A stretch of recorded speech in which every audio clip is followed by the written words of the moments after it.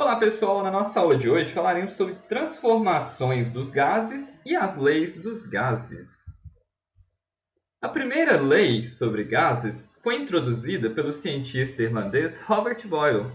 Então Boyle ele afirmou que quando tínhamos uma certa quantidade fixa de gás, ao aumentar a pressão incidida sobre esse gás, então passando do estágio 1 para o estágio 2, em que a pressão é o dobro, esse gás teria o seu volume diminuído de forma proporcional ao aumento da pressão. Então, essa relação ficou conhecida como a relação pressão-volume, ou então a lei de Boyle. Então, dessa forma, de acordo com a lei de Boyle, o volume de um gás é inversamente proporcional à pressão. Então, quando eu aumento a pressão incidida sobre um gás, este vai ter o seu volume diminuído. E quando eu realizo a operação contrária, então quando eu aumento o volume de um gás, eu tenho a pressão diminuída. Então, um exemplo prático. Os balões meteorológicos, então, quando eles estão ao nível do mar e são lançados, à medida que eles vão subindo, eles vão experimentando uma pressão atmosférica cada vez menor, uma vez que a pressão atmosférica diminui com a altitude. Assim, à medida que o balão vai subindo, e aí ele experimenta um aumento em seu volume ocasionado pela diminuição da pressão. Agora, o caso contrário, se eu pego uma bexiga, um balão cheio de ar, se eu apertar ele, comprimir ele, ao diminuir o volume, como a pressão é inversamente proporcional, diminuindo o volume, eu aumento a pressão. Então, ao aumentar a pressão aqui, a força exercida sobre as paredes do balão vão ser tão altas que eu posso provocar o seu estouramento. Então, basicamente, quando eu olho o comportamento de um gás de acordo com sua pressão e volume, se eu tenho temperaturas constantes, eu observo que, à medida que eu aumento o volume de um gás, eu tenho uma diminuição na sua pressão. Então, estas hipérboles equiláteras eu denomino como isotermas. Então, quando eu tenho um gás com temperatura constante, eu observo então esse comportamento de diminuição da pressão com o aumento do volume. Ou então, posso observar também no sentido contrário, um aumento da pressão com a diminuição do volume desse gás sob temperatura constante. A segunda lei introduzida sobre gases trata-se da relação temperatura-volume, ou a lei de Charles. Então, o Charles era um cientista francês que era muito envolvido com questões de balonismo. Então, ele inclusive foi quem realizou o primeiro voo tripulado com um balão utilizando gás hidrogênio. Então, basicamente, para distribuir melhor seu conhecimento sobre balonismo, Charles precisou estudar as propriedades dos gases. Então ele observou que balões contendo diferentes gases, quando eram aquecidos sob pressão constante, tinham uma mesma variação em seus volumes. Então Gay-Lussac, que era outro cientista influente da época, ele pegou os resultados de Charles, interpretando eles, e em reconhecimento ao trabalho de Charles, ele nomeou as suas conclusões como a lei de Charles. Então, basicamente, a lei de Charles ela diz para a gente que o volume de uma certa quantidade fixa de gás, a pressão constante, vai aumentar com o aumento da temperatura. Então, resumindo, diz para a gente o seguinte, que o volume de um gás vai ser diretamente proporcional à temperatura. Ou seja, quando eu aumento a temperatura de um gás, como está aqui nesse gráfico, eu vou tendo um aumento do volume associado àquele gás, uma vez que a temperatura está associada ao grau de agitação das moléculas. Então, se eu aumento a temperatura, essas moléculas vão estar com uma maior energia cinética e, dessa forma, então, vão aumentar o volume, o deslocamento dessas partículas no espaço. Então, este tipo de gráfico aqui, nós chamamos de isóbaras, que são gráficos do volume versus temperatura sob condições de pressão constante. Então, como observamos essa retinha aqui, nós vemos que o volume realmente é diretamente proporcional à temperatura. Então, quando eu aumento a temperatura de um gás, o seu volume aumenta. Quando eu reduzo a temperatura de um gás, eu tenho uma diminuição no seu volume. O Gay-Lussac, este químico francês influente da época, ele ainda verificou outra questão importante sobre os gases. Ele afirmou que a volume constante, então dessa forma, se eu tenho, por exemplo, um gás num cilindro metálico, que não tem mais alteração no volume, a pressão de uma massa do gás vai ser diretamente proporcional à sua temperatura absoluta. Então, resumindo, ele diz para a gente aqui que a pressão também vai ser diretamente proporcional à temperatura. Então, vamos pensar, a pressão está associada à força exercida em uma unidade de área. Então, em um gás dentro de um cilindro, a pressão está associada ao choque dessas moléculas na parede do cilindro. Então, se eu aumento a temperatura, logo eu vou aumentar a agitação das moléculas que estão lá contidas naquele recipiente. Então, se aumentar a temperatura aumenta o número de choques, logo eu vou estar, então, aumentando a pressão do meu gás. Então, dessa forma, quando eu observo um gráfico de pressão versus temperatura, agora com volume constante, eu observo que, à medida que eu aumento a temperatura, eu observo também um aumento na pressão. Então, essas transformações são chamadas isovolumétricas. Então, um exemplo aplicado. Então, balões de ar quente, então, quando o balão, antes de ser inflado, então ele é aquecido. Então, observamos que todos os balões utilizados em balonismo, eles possuem aqui uma chama que vai aquecendo o gás que está contido aqui dentro da estrutura do balão. Então, esse gás, quando ele é aquecido, ele experimenta um aumento no seu volume, ficando menos denso do que o ar atmosférico e assim infla. O balão consegue voar. Então, à medida que quer descer, então o balonista ele começa então a dosear esse aquecimento do ar dentro do balão, de forma que o balão então desça suavemente até a superfície terrestre. Outro exemplo também sobre a variação da pressão com a temperatura. Então, basicamente, o milho de pipoca, se formos observar aqui em câmera lenta o seu estouro, então ele é um milho, então a superfície tem uma casca rígida, selada, e dentro do grão do milho nós temos uma certa quantidade de umidade. Então, tem uma certa quantidade de água dentro dele. Então, o milho de pipoca, especificamente, ele estoura porque ele possui entre 12% e 16% de água dentro do seu grão. E a casca dele também é mais resistente do que o milho comum. Então, quando o milho de pipoca ele é aquecido em torno de 170 graus Celsius, a água dentro desse grão, que já evaporou, ela vai se expandir, exercendo uma pressão muito alta sobre a casca do milho. Então, como essa casca ela não é flexível, o aumento dessa pressão faz com que essa casca se rompa.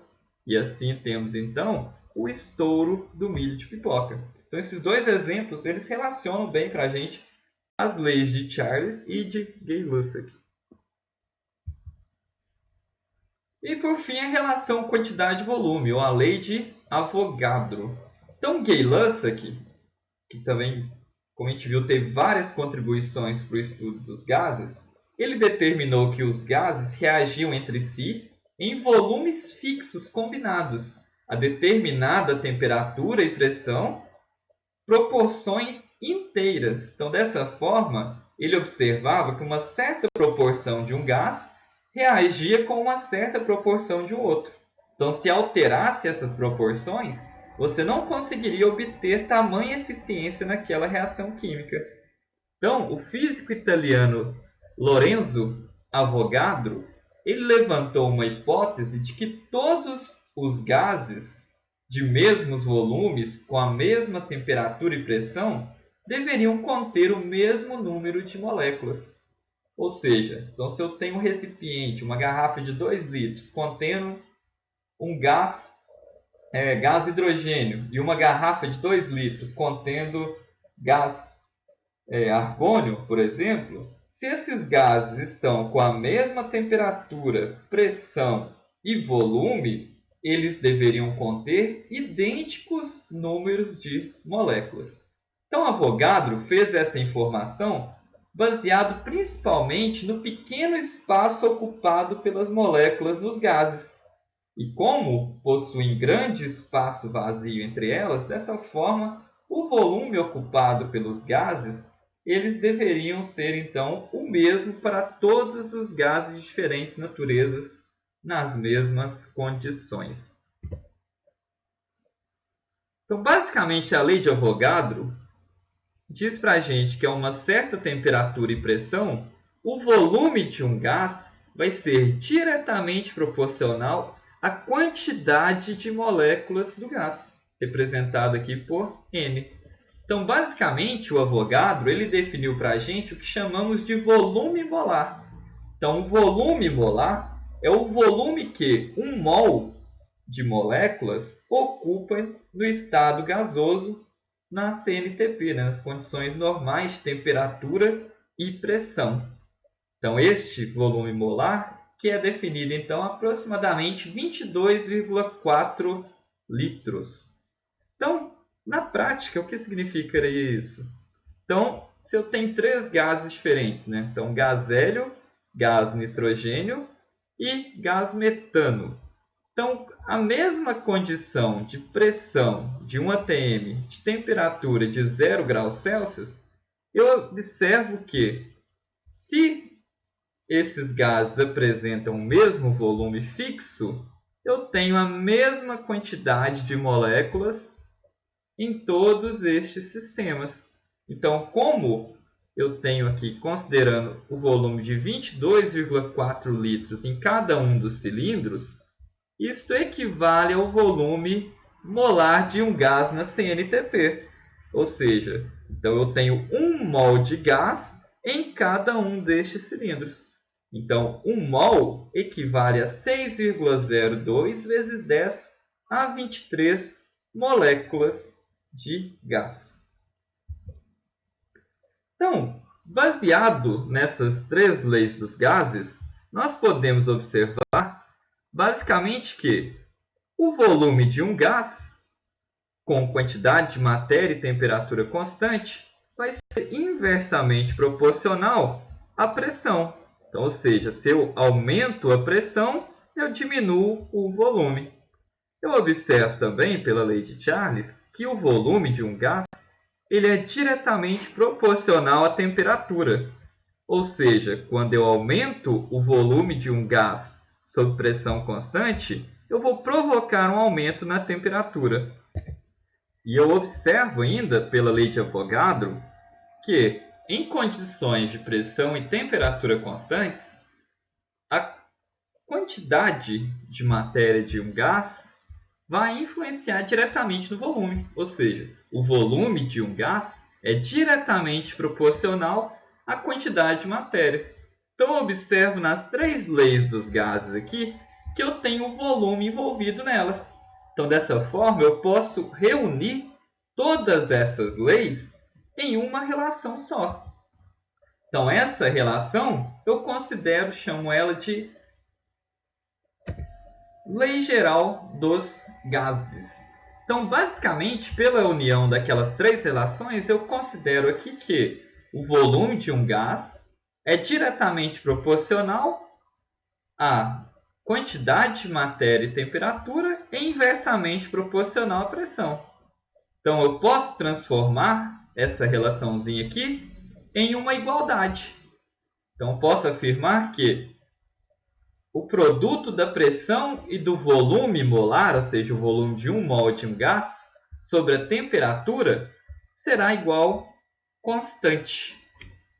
Então, assim, como essa relação aqui ela é constante, eu posso dizer que em uma transformação de um gás de um estado 1, que seria um estado inicial, por exemplo, uma temperatura mais baixa, para o estado 2, que seria o meu estado final, por exemplo, uma temperatura mais alta, eu tenho que P1, que é a pressão do estado 1, vezes o volume no estado 1, sobre a temperatura no estado 1, será igual a pressão no estado 2, vezes o volume no estado 2, sobre a temperatura no estado 2. Então, dessa forma, eu tenho que, se eu conhecer duas variáveis do meu sistema, eu consigo determinar qual que foi a alteração em uma terceira variável numa mudança de estado físico. Então, por exemplo, se eu tenho uma mudança de estado sob pressão constante, dessa forma, não vai ter variação na minha pressão. Então, se não tem variação na minha pressão, eu posso cortar, não preciso utilizar ela para o cálculo. Então, se eu quero saber qual foi a variação de volume em uma transformação com o aumento da temperatura, eu vou utilizar essa relação. V1 sobre T1 é igual a V2 sobre T2. Substituindo e resolvendo, eu consigo obter qual foi aquela variação de volume na minha transformação sob pressão constante. No caso de mudança de estado agora com a temperatura constante, significa para mim que eu não tenho mudança na temperatura. T1 vai ser igual a T2. Então, assim, eu posso desconsiderar a temperatura para esse cálculo. Então, P1, que vai ser a pressão do estado 1, vezes o volume no estado 1, será igual à pressão no estado 2 vezes o volume no estado 2. E no caso de mudanças sob volume constante, então significa para mim agora que o volume 1 será igual ao volume 2. Eu não tenho mudança de volume no meu sistema. Então assim eu posso simplesmente utilizar então P1 sobre T1 vai ser igual a P2 sobre T2. Então assim eu consigo ver qual vai ser a variação de pressão ou a variação de temperatura em uma mudança de estado sob volume constante. Então é importante destacar aqui que a temperatura que vamos utilizar será sempre em Kelvin, que é a unidade de temperatura da escala termodinâmica. Então lembrando que a temperatura em Kelvin será igual a temperatura em graus Celsius mais 273,15. E também é bom destacar que em todas as transformações acima, estamos considerando quantidade de matéria constante. Então, o N aí vai ser também constante nessas transformações. Então, as referências da nossa aula de hoje, pessoal, e até a nossa próxima aula.